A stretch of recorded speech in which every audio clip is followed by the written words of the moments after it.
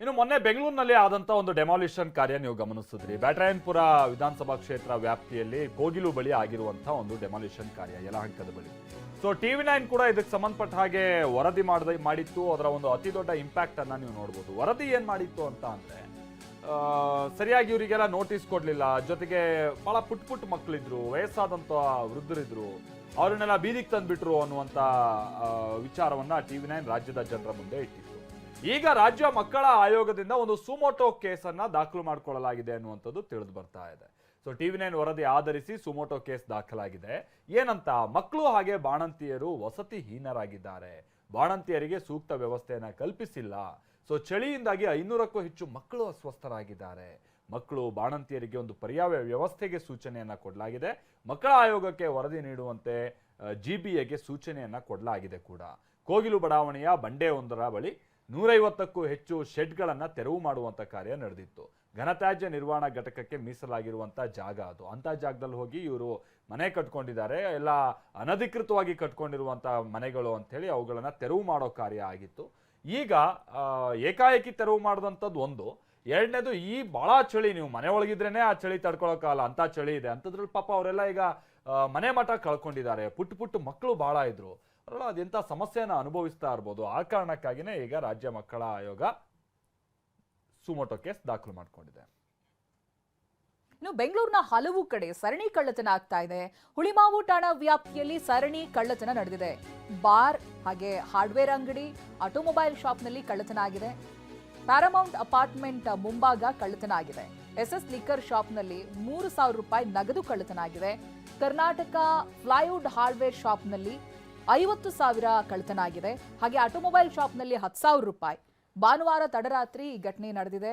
ತಡವಾಗಿ ಬೆಳಕಿಗೆ ಬರ್ತಾ ಇದೆ. ಭಾನುವಾರ ತಡರಾತ್ರಿ ನಡೆದಿರುವಂತ ಘಟನೆ ಇದು. ಅಲ್ಲಲ್ಲಿ ಸಾವಿರಾರು ರೂಪಾಯಿ ಕಳ್ಳತನ ಮಾಡಿದ್ದಾರೆ ಅಂಗಡಿಗಳಿಗೆ ನುಗ್ಗಿ. ಹುಳಿಮಾವು ಠಾಣಾ ವ್ಯಾಪ್ತಿಯಲ್ಲಿ ಆಗಿರುವಂತಹ ಸರಣಿ ಕಳ್ಳತನ ಇದು. ಪ್ಯಾರಾಮೌಂಟ್ ಅಪಾರ್ಟ್ಮೆಂಟ್ ಮುಂಭಾಗ ನಡೆದಿರುವ ಕಳ್ಳತನ. SS ಲಿಕ್ಕರ್ ಶಾಪ್ನಲ್ಲಿ 3,000 ರೂಪಾಯಿ, ಆಗ್ಲೇ ಹೇಳಿದ್ವಿ. ಕರ್ನಾಟಕ ಫ್ಲೈವುಡ್ ಹಾರ್ಡ್ವೇರ್ ಶಾಪ್ನಲ್ಲಿ 50,000, ಆಟೋಮೊಬೈಲ್ ಶಾಪ್ನಲ್ಲಿ 10,000 ರೂಪಾಯಿ ಕಳ್ಳತನ ಮಾಡಿದ್ದಾರೆ. ಅದಕ್ಕೆ ಸಂಬಂಧಪಟ್ಟಾಗೆ ಯಾರು ಏನು ಅನ್ನುವಂಥ ಡೀಟೇಲ್ಸ್ಗಳು ಇನ್ನಷ್ಟು ಲಭ್ಯವಾಗಬೇಕಿದೆ. ಆನಂತರ ಯಾರನ್ನೂ ಕೂಡ ಇದುವರೆಗೂ ಈ ಕಳ್ಳತನ ಕೇಸ್ನಲ್ಲಿ ಬಂಧಿಸಿಲ್ಲ. ಸಂಬಂಧಪಟ್ಟಂತ ಫುಟೇಜ್ಗಳು ಸಿಗ್ತಾ ಇದೆ. ಕಳ್ಳತನಕ್ಕೆ ಸಂಬಂಧಪಟ್ಟ ಹಾಗೆ CCTV ಇರೋದ್ರಿಂದ ಒಳಗಡೆ ನುಗ್ಗಿರೋದು, ಕ್ಯಾಶ್ ಕೌಂಟರ್ನಿಂದ ಹಣವನ್ನು ಎಗರಿಸಿರೋದು, ಇವೆಲ್ಲವನ್ನ ಕೂಡ ಗಮನಿಸಬಹುದಾಗಿದೆ. ಇನ್ನು ಮೊನ್ನೆ ಬೆಂಗಳೂರಿನಲ್ಲಿ ಆದಂತ ಒಂದು ಡೆಮಾಲಿಷನ್ ಕಾರ್ಯ ನೀವು ಗಮನಿಸಿದ್ರಿ. ಬ್ಯಾಟರಾಯನಪುರ ವಿಧಾನಸಭಾ ಕ್ಷೇತ್ರ ವ್ಯಾಪ್ತಿಯಲ್ಲಿ ಕೋಗಿಲು ಬಳಿ ಆಗಿರುವಂತಹ ಒಂದು ಡೆಮಾಲಿಷನ್ ಕಾರ್ಯ ಯಲಹಂಕದ ಬಳಿ.